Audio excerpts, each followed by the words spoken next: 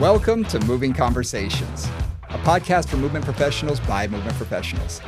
If you coach, train, or teach movement, Pilates, or fitness, then this podcast is for you.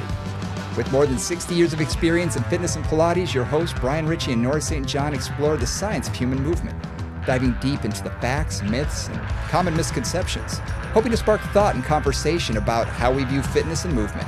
Now, let's jump into Moving Conversations.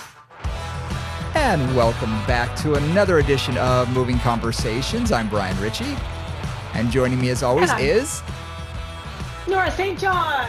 And today, I'm throwing a curveball in this. We've spent the last 6, 7, 8 weeks, whatever it's been, talking primarily on anatomy, talking primarily on rehabilitation, low back pain, yada yada, which is all great stuff.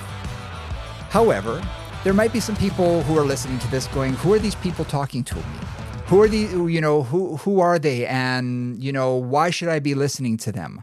I know a lot of people are going to find us through our own teaching and have taken classes from us before, but I'm assuming there's going to be a few people who just stumble upon us.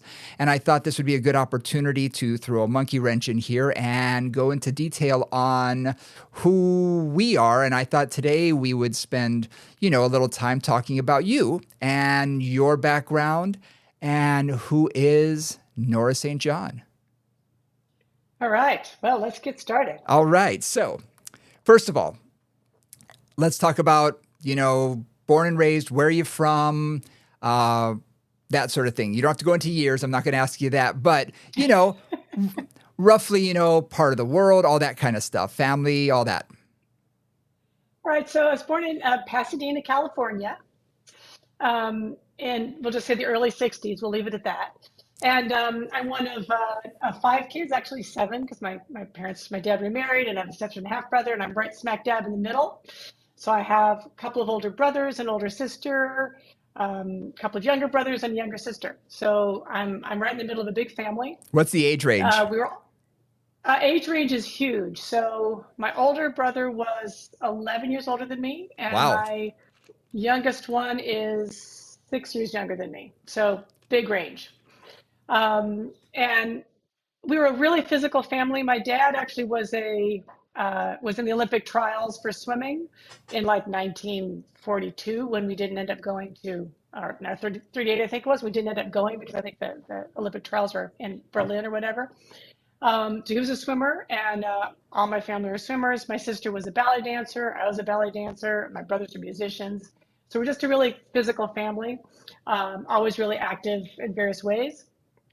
Growing up in Southern California, you kind of, you did that. It was all year, all around. I mean, you're from Hawaii, so Yep. You know that you're active pretty much all year. There isn't a winter time when you're inside. Growing up there was a lot of, it was a relative amount of chaos, which, is why I ended up, I think, being somewhat scientifically oriented, looking for structure in my life. One of the things Brian wanted me to bring up was I went to a school which was right near Caltech, California Institute of Technology, and one of my fellow students wanted to have a job. So she's like, "Hey, I have a job for you." And I was like, "Oh, what is that?" And she says, "Well, I have a job with a planetary geology research firm." And this is when I was like 16, and it was, a temporary job.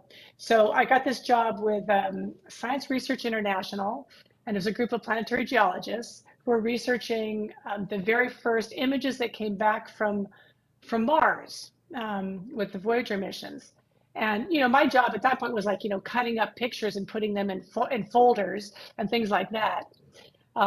So basically, I've probably seen more of Mars than most other people have at this point, unless you're a planetary geologist.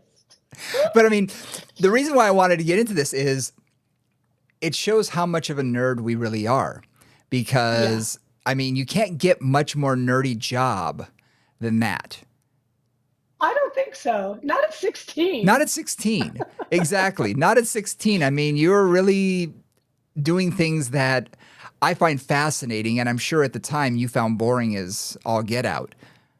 Actually, no. It was great. I just thought it was completely cool. So my nerdness was well in evidence. That I also went to a very technical high school, and science was always kind of what I loved the most. one great story out of that time was two things. One, I had they had the very first laptops, not really laptops, desktop computers, Mm-hmm. and they were still using little tiny mini cassette cartridges for storage. Yep.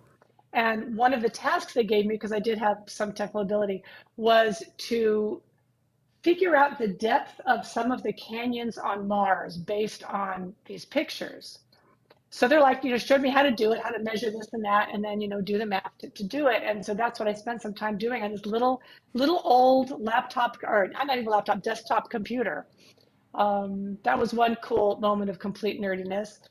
The second one was my James Cutts, who was the guy who was in charge, who's still actually, I think, quite active in the field many years later, was as called up by the National Enquirer, which for those of you who don't know was, kind of a pulp rag of the time and still is, and TMZ of its a real day. source of yes, and really good misinformation, really good source of misinformation. And there were these images from Mars that showed kind of a grid-like pattern in terms of the geology. So the National Enquirer calls him up and says, "Hey, we see these images, and does that mean that there's cities on Mars?" And he said, "Absolutely." And so he's quoted, this famous scientist is quoted in the National Enquirer as saying there are cities on Mars, because he knew that, all of his friends would see it as a joke and he didn't care. That's So great. yeah, nerd alert for sure. Total nerd alert. So you said that you were a dancer. You did ballet. When did you start? So I did ballet, tap dance, gymnastics, kind of anything, ice skating, actually, all those things, none of them incredibly well, but all of them. I liked multimodal, multiplanar, complex sports. That's what I've always loved. So I started, my mom was actually a modern dance teacher, Hmm. and she taught modern dance at my elementary school. So I started with that. And then one of the teachers at the elementary school was also a tap dance teacher. So I started taking tap with her. I didn't really do ballet until probably junior high. My sister was taking ballet, so she dragged me along with her. And I always loved it. I knew, it's like I'm too tall, I'm not built right, but I always loved it. Mm-hmm. So I was a dancer there, just all through high school, performed in musicals, and then went to college and studied biology, but also was a dancer in college as well. So was that a major that you could take in your school? I know that I've actually hired people who came to me with their bachelor's or master's in dance, and I'm sure it's a master of fine arts and then a dance subsect. Was that available? It was, but I didn't. I was a biology major Okay. Okay. in college because I was pretty clear even then that dance was something I loved, but nothing that was ever going to make me a living or do Gotcha. anything more useful than that. Um, Yeah, and then I did 4 years with my biology degree, and then I did an extra year, which was a fifth year certificate in dance, which was an intensive of year of dance and musical theater stuff that I did at the end of my college career So let me at dive. UC Santa Cruz. I want to dive into this just a little bit. Do you feel that your background in dance not only led you to the path that you ultimately took in the world of Pilates and just in movement and movement theory, but do you think that it sort of structured your brain, your body into looking at the body in a different way and feeling the body in a different way? Absolutely. I mean, one of the things, I've worked with a lot of different athletes from a lot of different sports and a lot of different activities. And, as a dancer, a lot of what you're doing is complex movement and aesthetically determined movement. Mm-hmm. Right. It's not performance oriented. I mean, it is in the sense of getting your leg this high and that kind of thing, but you're not trying to throw something or hit something or, put something or go a certain speed. Right. It's all about your lines, what things look like, Mm-hmm. a tremendous emphasis on, alignment and balance and how the body is working together. Um, the complexities of movement and looking at a lot of different bodies doing complex movement certainly trained my brain a lot, not just watching me, but watching everybody in the class and seeing the challenges people had with back extension or with hip external rotation or whatever. All of that really trained my eye a lot. I can see that. In this regard, I've always found dance fascinating. I love watching it. And you can see certain people who have the physical gifts to be able to do whatever it is you ask them to do. It's sort of like someone who plays a piano. Their hands can hit all the notes in a sequence of timing, and it sounds pretty. And someone else will play the exact same thing, and it's a mastery. And you're thinking, now, where's that gift from? I remember watching Mia Michaels. We were watching So You Think You Can Dance, and she was working as a choreographer with these wonderfully young dancers who could do all these things. And she was frustrated with them. You could see she was getting frustrated. And she said, here, like this. She was not warmed up, nothing. She did it, and she did not have a dancer's body. She was older at this time, obviously. And I looked and I went, wow, she has the gift. You could just see through her movement how her body moved in space. And you could see, wow, there's a big difference in how she moved and how she looked versus these other people who were great dancers but didn't have maybe that level or that next level, or have just not that much as much experience as someone who's been in it as long. Yeah, there's the technical piece of just, can you do the move? And that's first level, Sure. like in any sport. It's like, can you actually get your arm and your body to do what you need it to do? But then there's the artistry piece, which is a completely different. And again, you can have people with exactly the same technical skill, one of whom is absolutely mesmerizing to watch, and one of whom is just fine. Right. Yeah. I remember watching, I was actually in Spain, and I was watching a young flamenco dancer. And this is a very small venue, and it was really designed for young flamenco dancers to kind of show their stuff and get known. So she was probably in her 20s, and she was, she was dancing, and it was beautiful, but it was not magical. Mm-hmm. And then I went to another performance, another night with the woman was probably in her 50s. And she did half as much physically, right? Like it was much more contained, and it was so incredibly intense. Wow. Right. So, and it was just, it was the same moves, more or less, but a completely different embodiment of the experience. Mm-hmm. And in some ways, I think of that as the level of almost conscious control that's being expressed in the movement. Mm. Right, like when I see a really beautiful dancer, a lot of it is they're aware of where every single part of their body is in that movement. And there's something about, I don't know, this is getting poetic a bit, but something about the way their awareness is expressed through their body that I think gives it the power that it has. A young dancer will do something, you'll throw it away, you'll see that they're not even paying attention to where their arm went. Mm-hmm. Like maybe it's even in the right place, but they're not aware of it, that lack Right. of awareness of where they are. So Interesting. something about that. I find the same thing in watching sports, watching movies, because you can see a movie about baseball players, and you can tell who they brought on, who were real, the extras, the other people in the team who were real baseball players, and then the stars who may have played when they were in school, grade school. They know how to throw a ball, they can hit, they can do all of that, but they don't have that gift, that natural sense of awareness when the ball is hit, their bodies naturally move in that direction, just go and pick it up and throw it. You can see that there's a difference, and you can see someone who's played at a high level that's like, oh yeah, you can see there's a big difference there. Yeah, absolutely. Yeah, I always found that interesting that you can spot it a mile away if you've been in the industry for a while. You can be like, oh yeah, you can see that.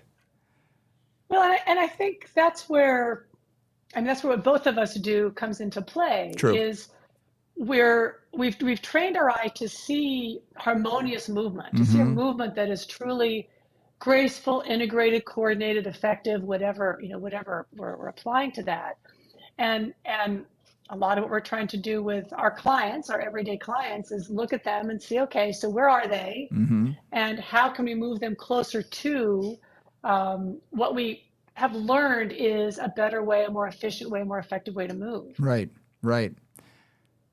Awesome. So, okay. So you were a biology major. Yeah.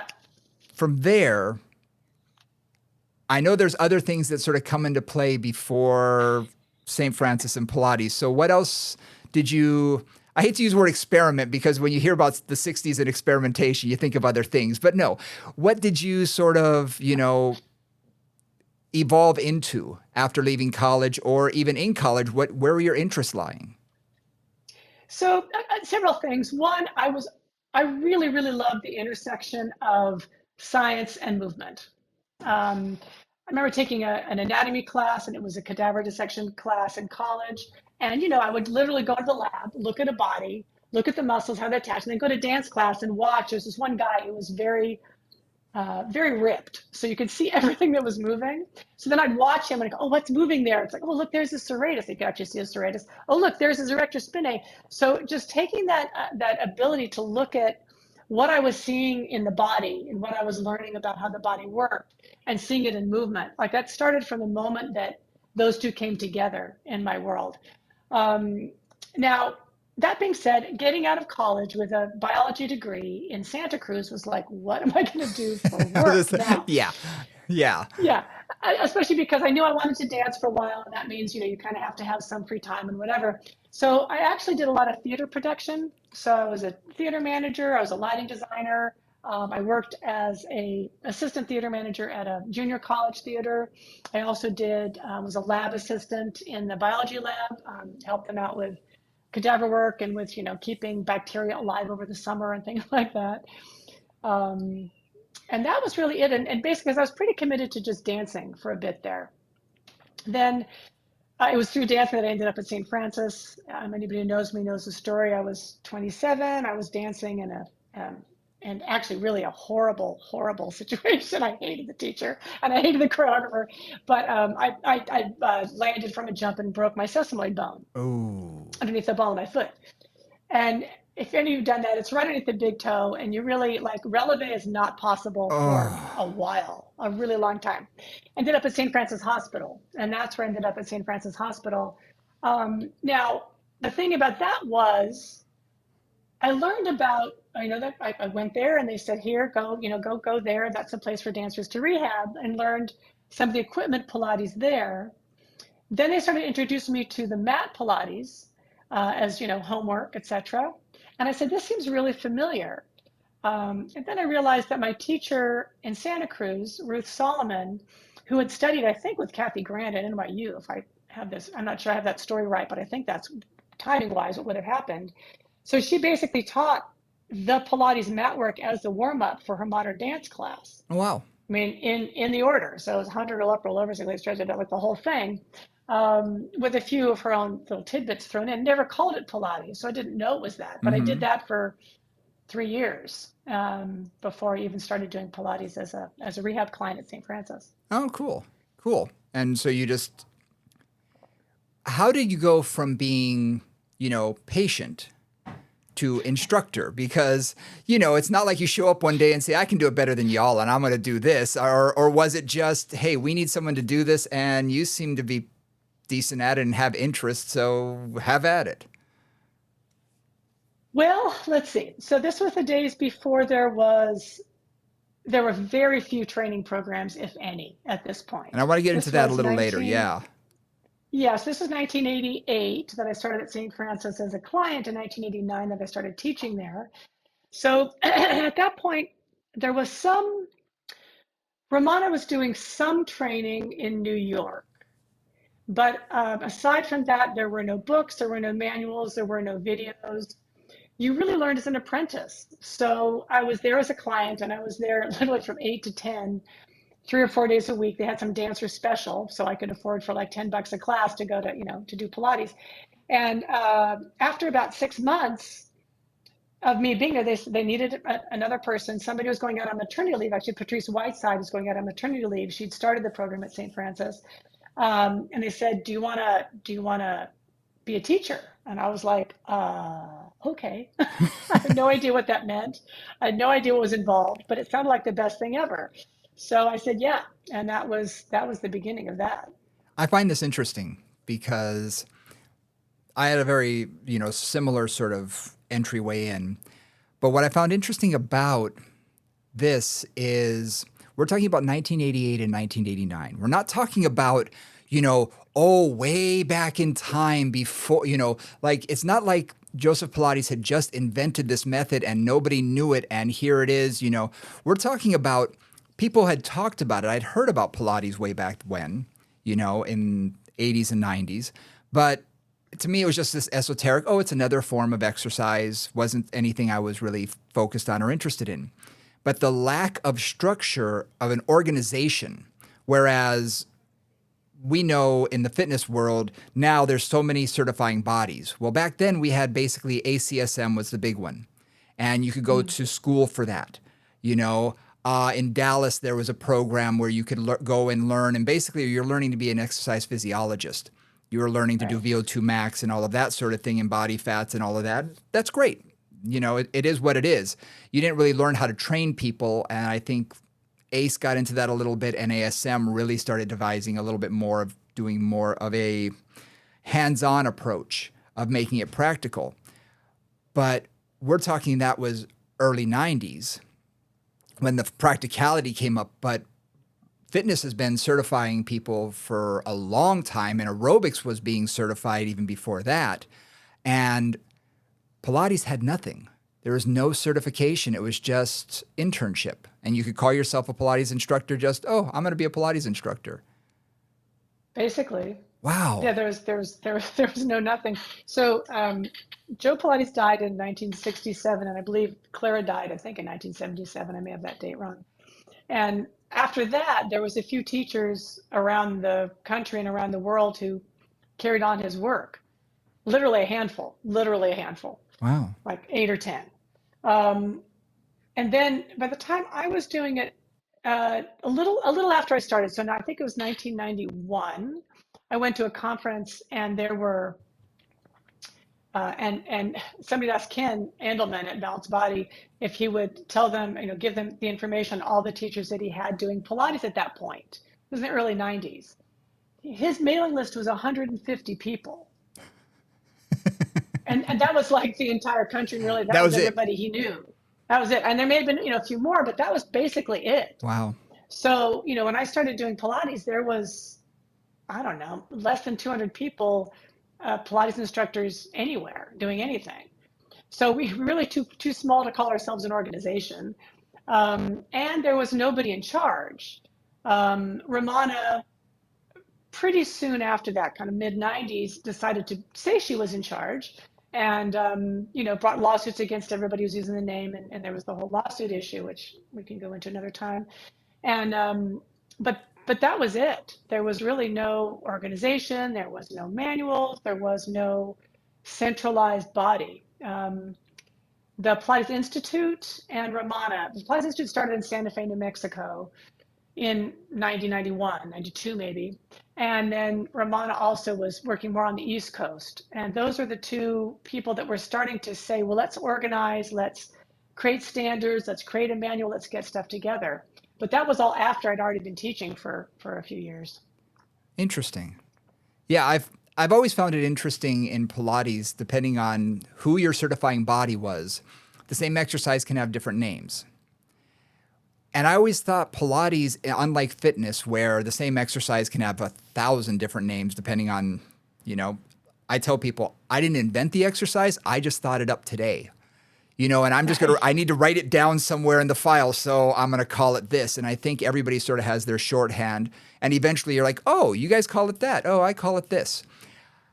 But in Pilates, my mindset has always been because it's so organized now and the certification is so difficult. I love teaching Pilates instructors, almost more than fitness instructors, because their background seems to be a lot more how should I say this, intense. They've had to do a lot of hours of internship and of learning and classes and whatnot. Whereas, let's face it, my first certification in fitness was a 2-3 hour test. I was given a manual that was copied, at Kinko's, and I read through it. I went in, I took the test, and I was suddenly considered certified. And I'm thinking, I know nothing more now than I did when I walked into that test. But as a Pilates instructor, it seems like there's a lot more. It's a 1 to 2 year program, pretty much. Almost like going to college. You're really delving into the anatomy and the physiology and kinesiology much more so than in the fitness game, in general. There are more certifying bodies now in fitness that try and make it a lot more difficult, so we're trying to up the standards. but Pilates seemed to have set a much higher bar when it comes to those standards to begin with. But to think that it's only about 35 years old or 30 years old that it became a little more organized than, the Wild West, that fascinates me. Well, yeah. I mean, in point of fact, because that was the early 90s, and there was, again, the Pilates Institute developed some of their own stuff, which then became Physical Mind Institute after with the lawsuit and things. And Ramana's program, those are pretty much it. Everybody else was learning as an apprentice, which we did. Um, it really wasn't organized in any more official way until the Pilates Method Alliance was organized, and Hmm. that wasn't until 2001, Wow. 2001. And that was after the lawsuit was settled. So Pilates was involved in a lawsuit for a good bit of the 90s, where who could use the name and when they could use the name and what were the rights to it and who owned it and all that. And that got settled in, I think, November of 2000, if I remember right. And then the Pilates Method Alliance was formed actually at the celebration event of winning that lawsuit.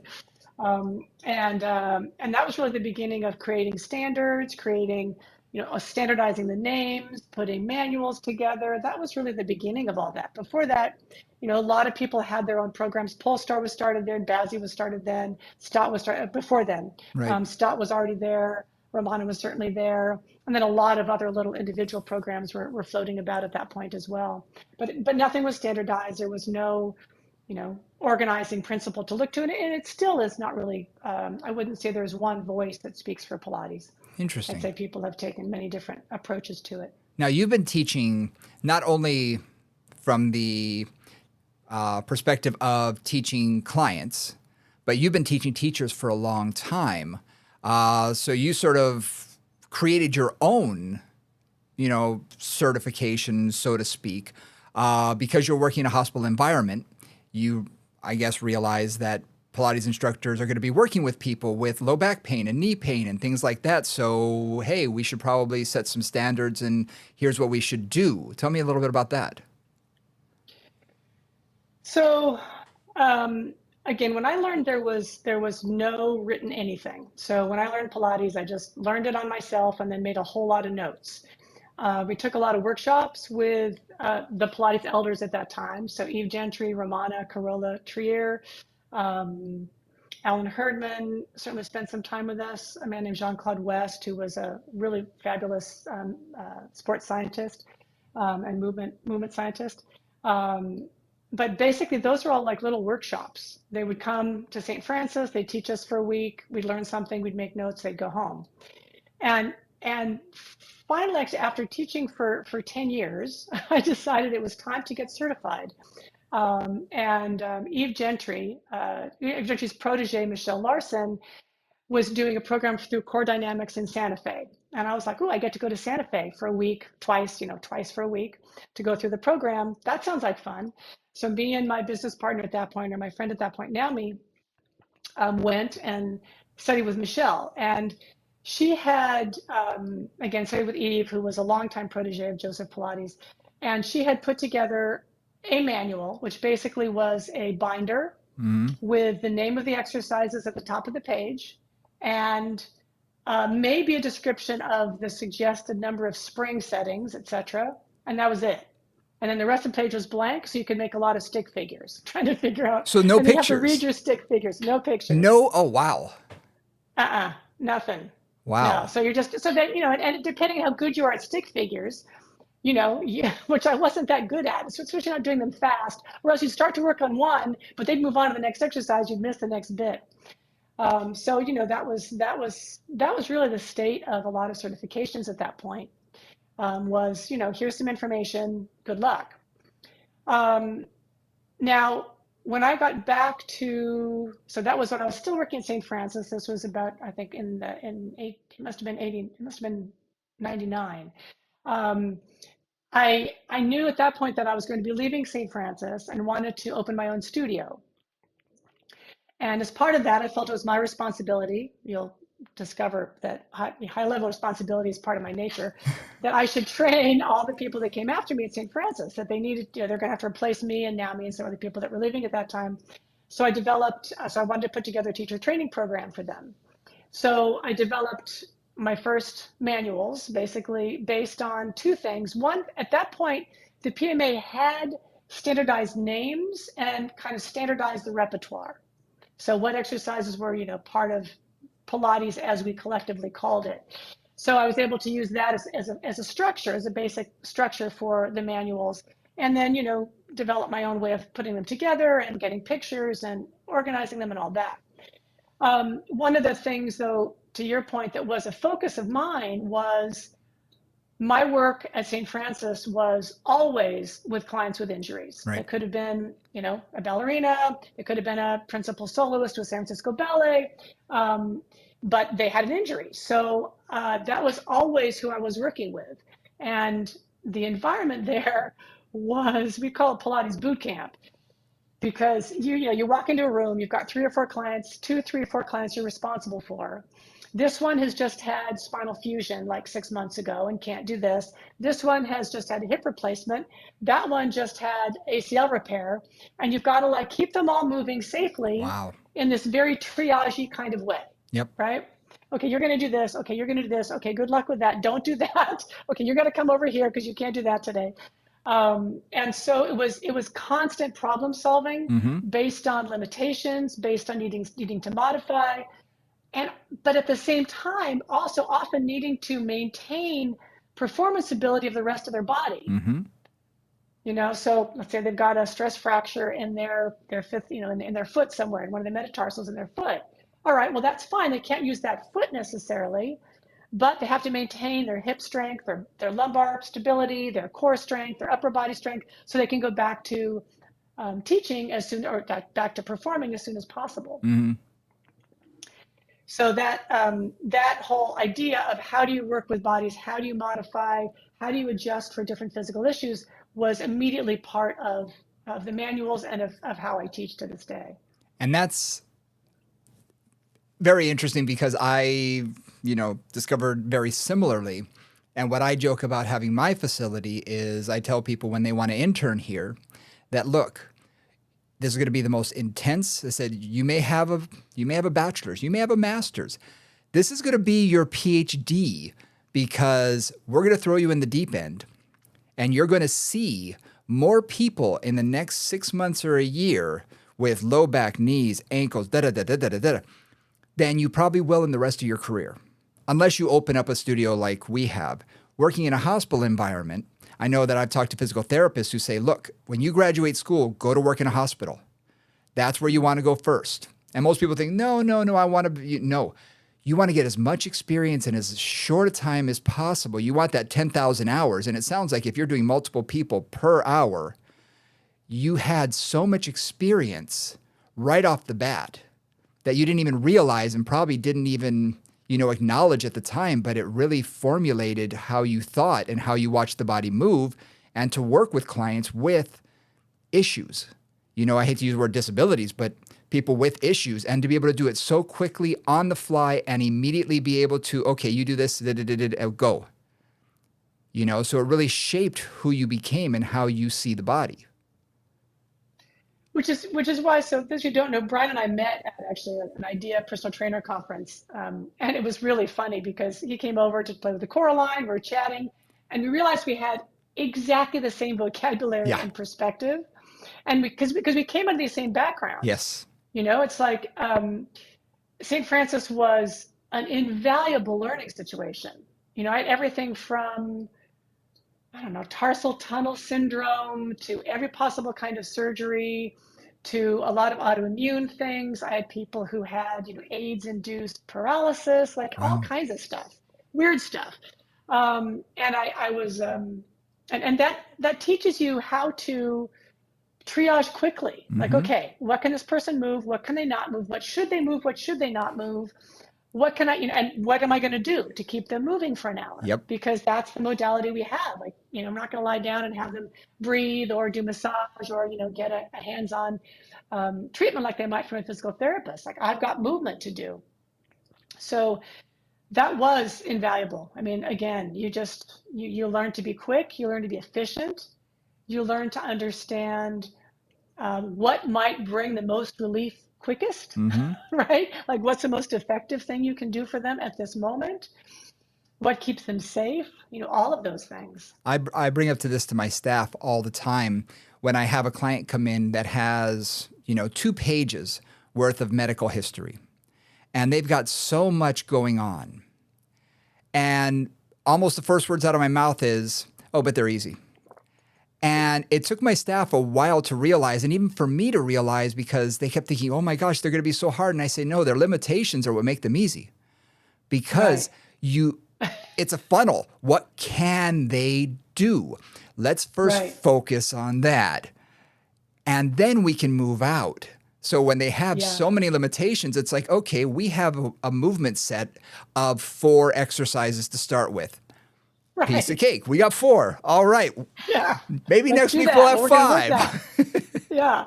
Exactly. So it almost makes it almost easier than someone who only has one thing, where they also have other goals. I'm focused on their shoulder, but their goal is to be able to increase their vertical leap or to go hike Machu Picchu and all this kind of stuff. And you're like, yes, but let's do the shoulder first.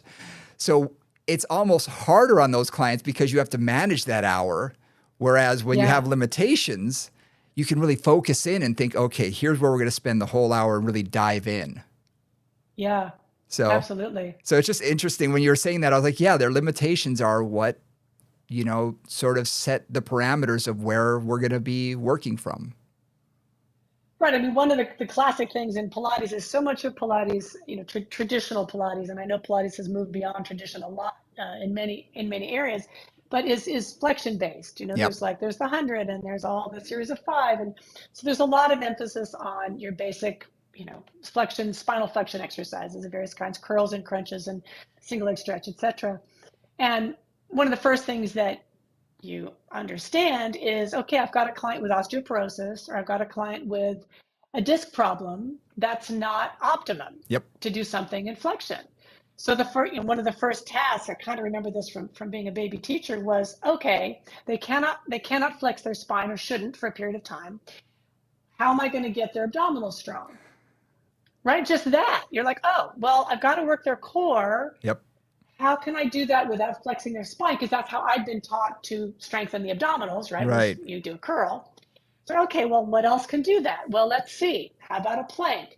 How about any kind of body weight support coming forward? How about, let's work on the core 3-dimensionally. What about a side plank? What about a back plank?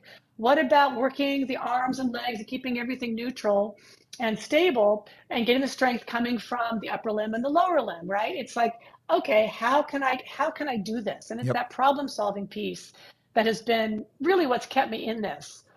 I'm pretty sure that if I had started in a fitness gym or in a fitness Pilates scenario, like a lot of them are these days, where people just want to tighten up their triceps and give their butt a little lift, I wouldn't have survived, because it would have been too boring. Yeah. I always found the problem solving to be the most interesting part. Like, why can't that shoulder move? Or why is that scapula in such a weird place on their back? Yep. But that's what's interesting to me. 100%. Yep. I'm the exact same way. When someone comes into me and they throw something at me, I'm like, ooh. Right. Or if they say something, I'm like, I have to actually look this up. It's not something that I've dealt with before. And my thing is, I get to learn more. This is awesome. Yeah, exactly. And it's going to be a challenge. And I'll tell them, this is going to be a challenge. No one else wants to work with you. I'm willing to, because I find this fascinating. And they're usually so thankful that someone's willing to it. It's like, be patient with me. We're going to learn on the fly. We're going to learn together. Your body's going to tell me what we can do. We're going to head in this direction, and we're going to make mistakes. But you know what? I think we're going to be better off when we get there. So let's start moving at least, and finding out that movement is the key. So Movement is the key. So in creating that teacher training, I also know one of the first times that I've ever heard of your name, okay, was the Mind Body Conference. Was it Mind Body Spirit? Yeah. Yeah.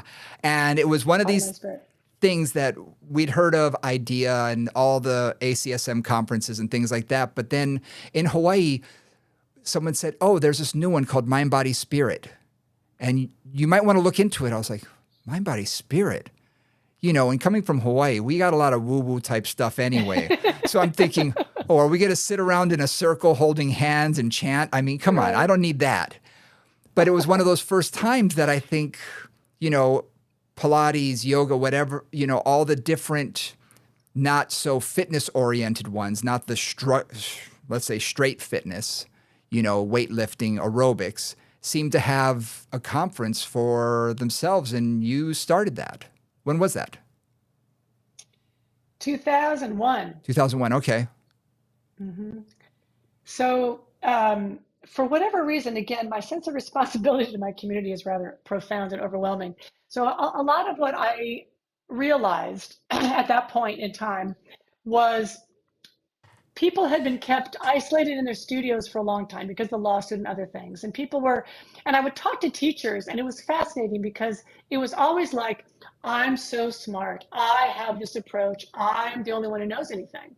And it's really clear, if you think about it, that if you are the teacher in the room, you think you know a lot Yep. because you know more than anybody else in the room because you're the teacher. Okay. And in talking to some of these people, it was like, well, that's one interesting approach to things, but it's only one. And I talked to another teacher and they would have another perspective on things. And so a lot of it was, I just think we need to start talking to each other because it is through interacting with each other and hearing each other and talking to each other that you really understand, number one, where your skill level is. Because it is through like hanging around people who are smarter than you to go, oh, I think I can learn something, or teaching somebody something, you realize, oh, I know a little something more than them. And also that it was just time for us to start just communicating with each other about what we're doing in our studios and how we're working and what we're seeing, because that's where the magic happens, is in sharing that and teaching that and really improving the entire profession through that process of communicating with each other. So I was working with a woman at that point, Renee Satterfeld, who had a studio down in San Jose. I was teaching a teacher training program for her. And she runs wedding fairs. So she was very familiar with how to run conventions. So I mentioned this idea to her, and I was thinking of something a lot smaller than this. By the next day, she said, well, I've rented the Santa Clara Convention Center for, a year from now. We have, 10 rooms, start programming. I'm like, holy moly. Wow. That's jumping in the deep So end. oh my God, it was such a deep end. I can't even tell you. So then I started calling everybody I knew in the Pilates world, which was, a lot of people at that point because we were a small community and I knew everybody, and basically said, like, would you be willing to teach at this conference? And with only one exception, they all said, absolutely. So, I figured out what rooms we had. We called Ken Endelman from Balanced Body to bring in equipment. I'd known him for a long time, but that was our first kind of, collaborative process. And programmed 10 rooms, and we had yoga, we had Nia, we had gyro, we had a lot of Pilates. We had 750 people at the first one. That's amazing. Um, my dear husband Al was like, and how are you going to actually register all these people and keep track of them? I had some fantasy about a lot of Excel spreadsheets, which would have been a disaster, like a complete disaster. Like, really, I was like, I don't know, I'm going to figure it out. And he's like, let me help you out. My husband is a IT guy and a business guy, has a lot more experience in this. He said, let me write you a database. So he developed a database to register everybody, put them in the right classes, et cetera, and organize everything. And that was how Body, Mind, Spirit was born. We spent 5 days at Santa Clara Convention Center. I did not leave the building once, did not see the sunlight for 5 days. That does not surprise me. No. What I find amazing, though, for someone who I've looked up to for a long time, I think we've considered each other at some point in time, mentors to each other. We're always constantly learning from one another, and I love that about us. There's not much ego there. There is, we all have some ego. There's no question about that. That's the nature of the beast. But you wanted to educate other people, to raise them up. And I've always come from the same thing, that, look, I want to reach down and help the next person, because if I can do that to my staff, it took me 20 years to learn, my technique, or now 30 years to learn my technique. If I can teach them in 10 years, well, imagine what they're going to be like in 30 years. So you Yeah. did that to an industry that really had nothing, organizational wise when it comes to this, and everybody thinking that they were the mad genius, that I know everything. let's bring everybody together and see what we do know and learn from one another and make everybody better. I think that's fascinating. Well, I love learning. I mean, I was a teacher. I am a teacher. That's what I've done. I loved being in school. I loved learning. Like that's always been what has been most exciting and interesting to me at all, period. Um, and, and I saw what was happening in our industry, and that our industry really didn't have, it just didn't have structure. It didn't have, it didn't have, I felt like what it needed to really bring its standards up to where I thought they could be. Because the Mm-hmm. potential for both, for movement as a modality for people's health and wellness and well-being is profound. And, you and I both know, having been in this industry for 30 years for each of us, how much work it takes to change things and how what a long process it's been Mm-hmm. to get to the point where we are, where I really think like the fitness industry as a broad category has some really powerful, useful, fantastic things in it Yep. that have taken a long time to develop. Sure. Right? There's a subtlety, there's a sophistication, there's a effectiveness that has really, really improved over those 30 years. As movement science has changed, et cetera. And that's just always my goal has always been like, how can we make the whole industry better? I know what the potential is. How do we help get people to that potential?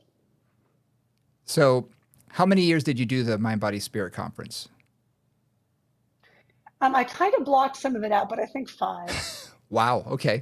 Okay. That's a that's a long time to maybe seven, but I think five. devote to that. So, and I I, know. I did three. I did three as a programmer, and then I was just working with Balanced Body on it for a couple of years after that. Okay, So and that's yeah, that's sort yeah. of where I want to transition into, because I think most people who are listening to this who know you from Balanced Body, know you as the education director, the person who actually created all of this wonderful education that we take for granted now. Uh, the really comprehensive course to become an instructor, uh, and so how did you go from being by yourself, just basically you and Al, creating, this wonderful thing, to, going to Balanced Body and saying, here, let's do education. Let's take this to the next level. Well, so the short story is I've known Ken Endelman since I started at St. Francis in 1989. Um, Ken Endelman at Balanced Body was the guy who supplied all of our equipment. St. Francis, because Elizabeth Larkin was teaching there and was a principal there, was very heavily involved in developing St. Francis. We did a lot of work with testing out equipment, et cetera. And I was the one person on staff who understood how equipment worked and had some minor mechanical ability. So if there was something that broke or we needed help, I'd call Ken up and say, "Hey, Ken, how do I fix this?" And so we got to know each other that way, which is just funny, but it was true. That's how we got to know each other. And for whatever reason, we just always kind of got along. And this is unusual. Like I've known Ken now for a long time, for 30 plus years. And he doesn't trust people quickly, and he doesn't partner easily, like at all, like really at all. So when I was starting Body Mind Spirit, I basically called him up and said, "Hi, Ken, I have this idea for a conference at the Santa Clara Convention Center. These are the dates. I'm going to bring in all these people. Would you provide us with equipment?" And he, oddly enough, said, "Sure. Like, yeah, I'll do that." And provided, $100,000 or plus, actually, it must have been more than that at that point, worth of equipment. A couple of Wow. big trucks came down. They're moving. And this was before we had, so all of the reformers, for any of you who know these, were wooden. They were not on wheels. They were not Allegro ones or Allegro twos. They were all wooden. I remember taking a trap table up an escalator. I actually have a picture of it. There's an escalator, there's a trap table that's just like slowly moving up the escalator. But he agreed to do that. And so I got to know him through that. And, he was looking for opportunities always to meet his customers, to understand his customers better, to provide them better service. He comes at the Pilates world much the way I do, which is how do we make this better? How do we make this teachers better? How do we make the equipment better? How do we improve this entire industry? That's always been his approach as well. So we worked on that together for a couple of years. At the end of the third year, when I said I'm dropping out of programming this event, I called him up and said, hey, I'm leaving Bounce, I'm leaving Body, Mind, Spirit. He said, well, what are we doing next? And again, this is so unlike Ken, you have no idea. I said, well, I have this other idea, which was essentially the Pilates on Tour idea, to go to different cities and to do some slightly smaller events that would bring in more regional audiences. And he's like, okay, let's do that. So Al and I made a business plan. Al's my husband, and presented with a business plan and developed the Pilates on Tour plan. That was in 2004 was our first, I think it was February 2004, we started that, and ran 3 events that year as a partnership with Bounce Bodies, for 50-50 partnership. And then in 2005, kind of middle 2005, Ken's like, I really think I want to start doing education, because he realized that the education partners that he had at that time, which is Polestar, PHI, I can't remember, Powerhouse Institute, I think it was, it's some other name now, Chrissy Romani Ruby, Leslie Bender, Core Dynamics, Bazzi, a lot of Power Pilates. So we had a lot of sort of education partners, if you will, but he understood that their job is to run their business, not to help his business. So he felt like he needed to have an education arm as part of his business to compete with Stott and Peak, and basically to have some education that they could really deploy as they needed to. So he asked me if I would, start the education department. I'd already been running one through my studio at Turning Point Studios for 5 years and had a good track record and had manuals and all that. So I said, sure. And that was the beginning of the whole education piece. Wow. And that was 2006? 2005 is when I was actually hired. End of 2005 was like August. I think Katrina had just blown up New Orleans, if I remember right. And then I went on and we did our first teacher training at the end of 2006 and our first trainings in 2007. Wow. Come a long way. Apparently so. When you look at it from a timeline perspective, it's sort of like, wow. Lord. Yeah, it's come a long way, and the industry has come a long way.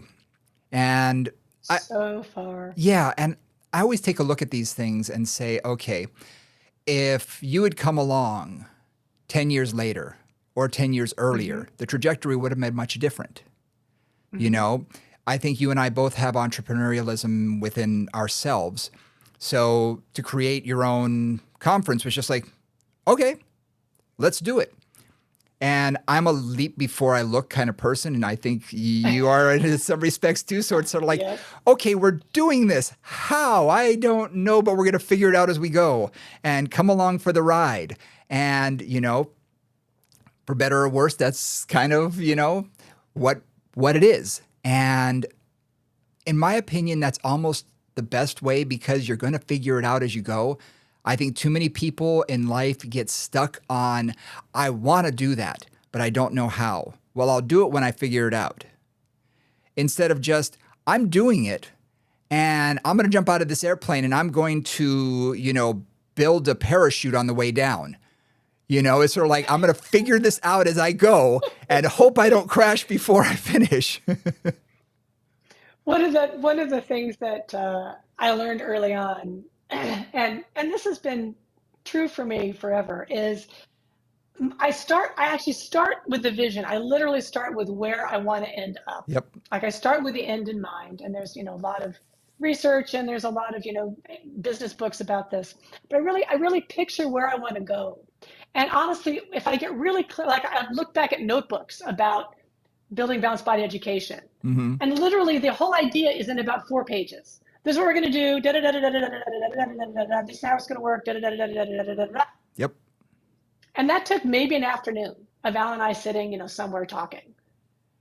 And the rest of it is execution. Yep. The rest of it is step by step by step by step, figuring out what the next step is, coming across a problem, solving that problem, coming across another problem, solving that problem.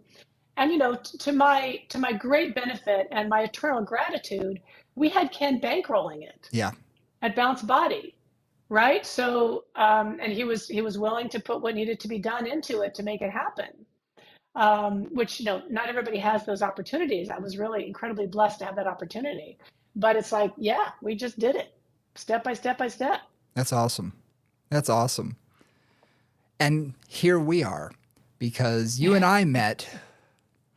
I was trying to think about this. Probably 2014 or something like that was probably Yeah, when that we, sounds about you right. know, sort of became friends, and Yeah, just sort of kept hanging out with one another at these conferences. And then eventually I was like, we need more.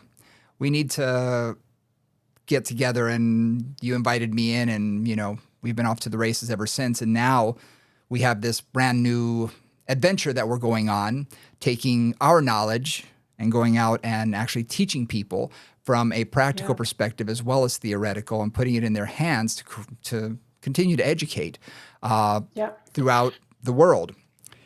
I want to ask you a few more questions, just a few more moments.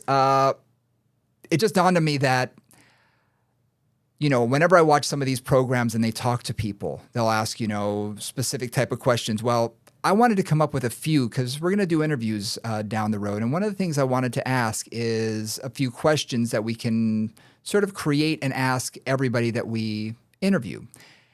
Yeah. And first is going to be, what motivates you? What motivates me is being of service, to be honest. What really motivates me is improving the lives of the people around me. Nice. Um, that's really always been what's motivated me. Um, Talking about woo woo, a little woo woo story. I was a senior in high school. Friends probably heard this story. I was a senior in high school, and our last 3 weeks or last 2 weeks, we did like senior projects. I went with a group of friends and some leaders to do it like an outward bound adventure kind of thing in Zion National Park in Utah.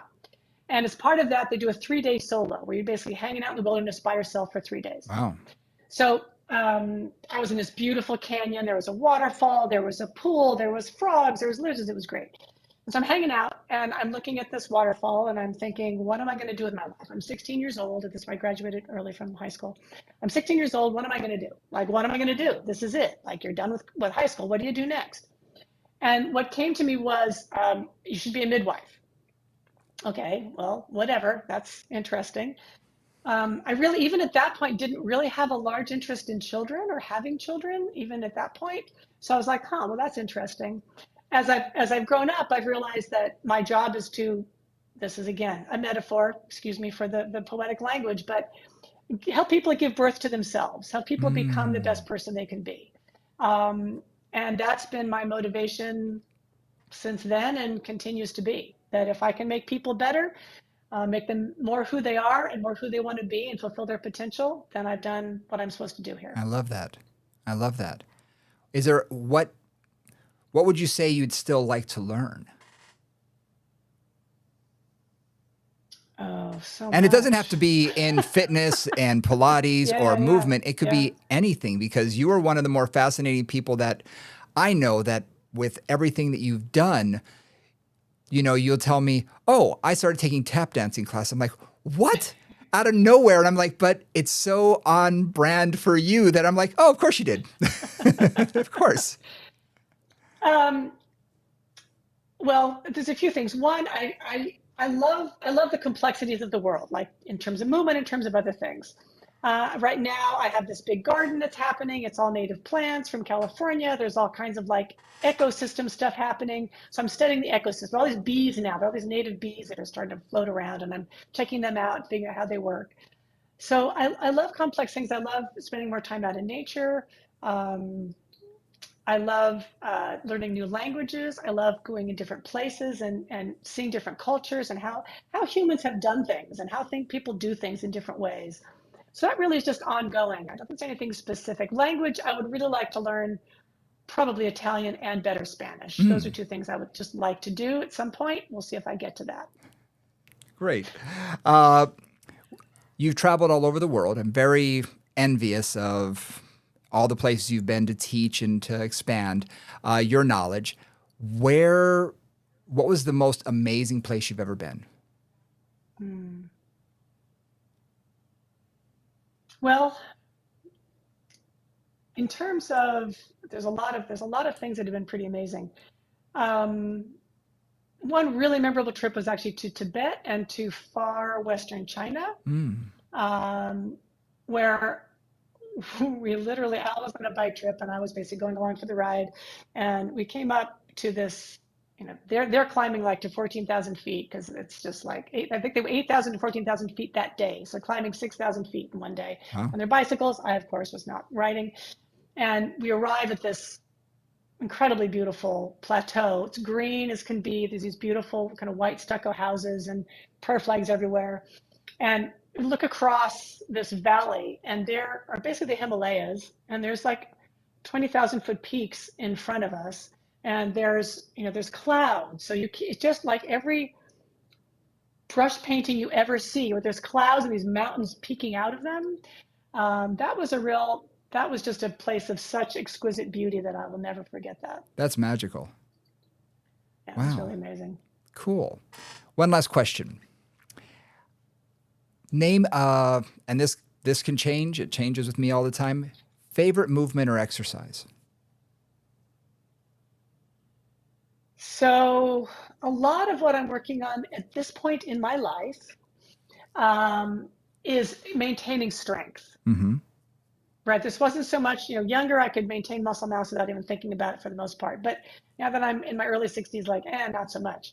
So a lot of it for me is really going back to basics. I do squats, I do lunges, I do plank work, I do a wide variety of neuromotor training things, balance work and asymmetrical work and that kind of thing. I do a lot of spinal mobility work. So there's a lot of things, and it varies all the time. Um, I'm fonder again. I've done a lot of martial arts in my background. I did taekwondo for a long time, and then I also did a lot of qigong and tai chi. I'm kind of heading back in that direction Mm-hmm. in a way. Complex movement, but a lot of range of motion, a lot of spinal mobility, and a lot of like being in a squat the whole time. Also fluidity. And fluidity. Yeah, exactly. Continuity. Yeah, I find that in a lot of fitness and a lot of quote unquote exercise, it's one plane of motion. It's very sort of staticky and it's repetition upon repetition rather than movement. And I think when we Yeah. talk about Qigong, when we talk about Tai Chi, it's a lot more like a dance. Yeah.